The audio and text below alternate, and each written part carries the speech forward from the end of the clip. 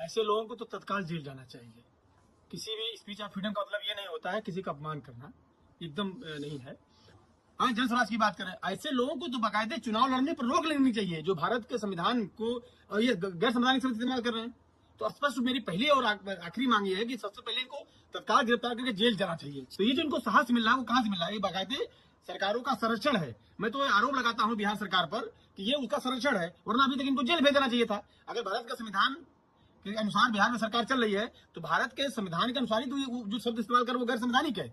बच्चे समाज के लोगों से अपील करना चाहता हूँ, ऐसे लोग जहां मिले जैसे मिले उनका पुरजोर विरोध करना चाहिए। इसलिए बिहार के लोगों से मेरा आग्रह है वो इस बात को समझे, ऐसे लोगों का बहिष्कार करें और पहला काम और आखिरी काम इसको पहले जेल भेजें। हमारे साथ मौजूद हैं डॉक्टर आरजेपी चरवाहा सर, जो कि नाम इनका प्रसिद्ध है डॉक्टर कमल उसरी के नाम से। अभी प्रशांत किशोर जी का एक बयान आया, जो बिहार के एक नेता हैं, और प्रशांत किशोर, इनका पूरा नाम प्रशांत किशोर पांडे जी है, उनका पार्टी है जन स्वराज पार्टी। मीडिया में बैठकर उन्होंने जिस तरह बयान दिया, एक जात विशेष को कमेंट करते हुए उन्होंने टिप्पणी की कि इस विषय को किस तरह देखते हैं सर? आज की डेट में जहां हम जात समाप्ति की बात कर रहे हैं, वहीं पर ऐसे लोग विशेष कम्युनिटी को टारगेट करने के काम कर रहे हैं, क्या कहेंगे आप? धन्यवाद, शुक्रिया आपको। आपने बहुत ही गंभीर मुद्दे पे बात किया है। ऐसे लोगों को तो तत्काल जेल जाना चाहिए। किसी भी स्पीच ऑफ फ्रीडम का मतलब ये नहीं होता है किसी का अपमान करना, एकदम नहीं है। और वो किसी कंक्लूव बैठे हैं जिसमें लाखों लोग उसमें उनको लाइव देख रहे होते हैं, उसमें उन्होंने कहा, कैसे कह दिया, कहा कि भाई क्या हम आपने सुना, जो मैं दोहराना चाहता हूँ शब्द को, इस तरह बोला। तो मेरा स्पष्ट मांग है बिहार सरकार से भी और भारत सरकार से कि तत्काल पहले इनको जेल भेजा जाए। और इस तरह इससे क्या होगा कि जो इस तरह के लोग बोल रहे हैं उन पे रोक लगेगी। और आपको ये लगेगा कि इस तरह के बोलने का साहस इनको कहाँ से मिल रहा है, इस तरह का साहस कैसे मिल रहा है। और सबसे बड़ी बात ये एक नए तरह का अभियान चलाए हुए हैं, जन स्वराज की बात करते हैं। हाँ, जन स्वराज की बात करें, ऐसे लोगों को तो बाकायदे चुनाव लड़ने पर रोक लेनी चाहिए जो भारत के संविधान को और ये गैर संवैधानिक शब्द इस्तेमाल कर रहे हैं। तो स्पष्ट मेरी पहली और आखिरी मांग ये है कि सबसे पहले इनको तत्काल गिरफ्तार करके जेल जाना चाहिए। सर, आप लोग जमीनी लेवल पर जाति समाप्त करने का काम करते हैं, जाति समाप्त करने की बातें करते हैं, लेकिन जातियां समाप्त होने के कगार पे तो नहीं जा रही, लेकिन जातियां मजबूत होती दिख रही हैं। अभी हाल ही में इलाहाबाद हाईकोर्ट का जजमेंट भी है इस पर कि जाति समाप्त होनी चाहिए, जाति के आधार पर कार्यक्रम नहीं होने चाहिए। इसको किस तरह देखते हैं कि जाति समाप्त करने की बातें तो होती है लेकिन जाति और मजबूत हो जा रही है, क्या कहेंगे आप?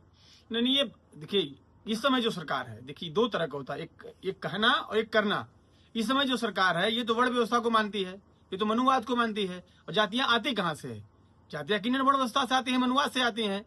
तो ये सरकार तो कहे जाति समाप्ति की बात नहीं करेगी, एकदम नहीं करेगी। हाँ, लेकिन ये हमारी ये मांग है कि जातियां समाप्त तो होनी चाहिए, क्योंकि जाति के नाम उत्पीड़न जो हो रहा है वो बिल्कुल गलत है, बिल्कुल जात समाप्त होनी चाहिए। लेकिन इस सरकार से अगर आप उम्मीद कर रहे हैं कि ये जात समाप्त करेगी तो एकदम आप गलत उम्मीद कर रहे हैं।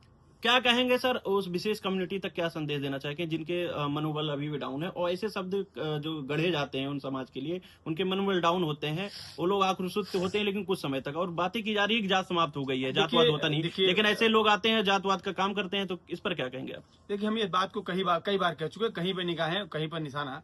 आप सुनते होंगे बहुत सारी बातें हमारे साथी लोगों ने कहा भी है आपसे। देखिए, ये जो गालियां बनाई गई हैं ये किसके खिलाफ बनाई गई हैं और किसके लिए बनाई गई हैं? साफ सी बात है, ये अपमानित करने के लिए बनाई जाती हैं। ये हम लोगों को सिर्फ अपमानित करने के लिए बनाई जाती हैं। ये केवल दलित के लिए नहीं है। एक जो चरवाहा समाज, जैसे आपने अभी कहा चरवाहा, हम चरवाहा समाज के लिए, हमारे चरवाहा समाज हमारे के लिए क्या कहा गया है कि अहिर गडरिया पासी चोर धर सरवन का टंगरी तोड़। क्यों कहा गया भाई? ये चरवाहा समाज जानना चाहता था तो कौन बोलता था? और बहुत महिलाएं गालियां बनी है, दलित वंचित समाज के लोगों पर गालियां बनी है।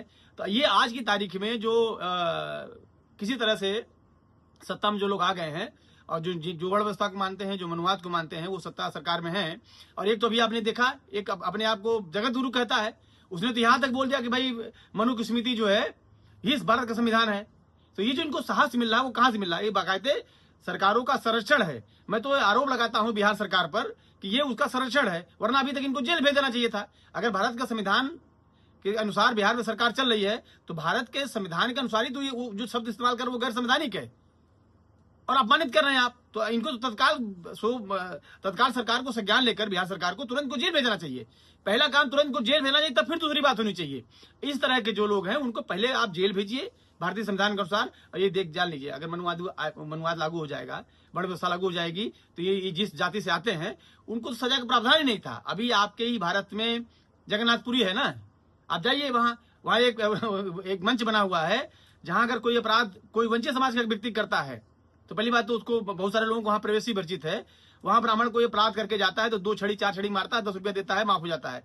ये तो मैं शुक्रिया करूंगा, जैसे भी हमारे देश को गुलाम जरूर बनाया अंग्रेजों ने, लेकिन कुछ कानून लाए, इनके ब्राह्मणों पर कुछ उन लोगों ने कुछ सजा देने का प्रावधान किया। और भारतीय संविधान तो ब्राह्मण के नाम पर नहीं, लेकिन जो भी गलत सजा देने की बात, अगर संविधान भारत का नहीं होता तो जो आसाराम आज जेल में है, जो तमाम संत महंत जो ब्रह्मचारी हैं, जो हिंदू संत महंत अपने आप को, लेकिन मंदिरों में और तमाम धार्मिक स्थलों पे जो व्यभिचार कर रहे हैं वो जेल में है, वो किसके वजह से? संविधान की वजह से है।